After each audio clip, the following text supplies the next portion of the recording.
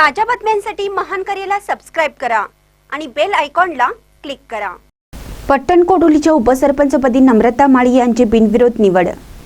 हातकणंगले तालुक्यातील पट्टण कोडोली उपसरपंचपदी नम्रता धोंडीराम माळी यांची बिनविरोध निवड करण्यात आली। पट्टण कोडोली प्रभारी सरपंच म्हणून त्यांची वर्णी लागली आहे।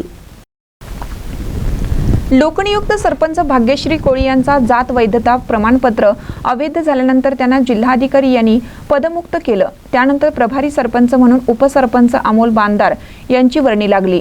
मात्र त्यांना सदस्यांना विश्वासात घेऊन काम न केल्याचा आरोप करत 5 महिन्याच्या कारकिर्दीनंतर 12 सदस्यांनी त्यांच्यावर अविश्वास ठराव दाखल केला।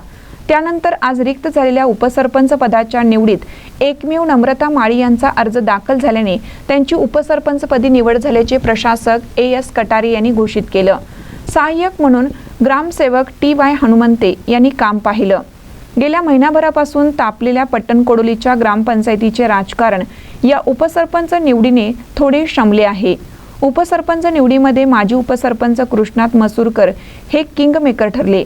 यावेळी बोलताना नवनिर्वाचित उपसरपंच नम्रता माळी यांनी सदस्यांनी दाखवलेला विश्वास सार्थ ठरवून गावच्या विकासासाठी कटिबद्ध असल्याचे सांगितले।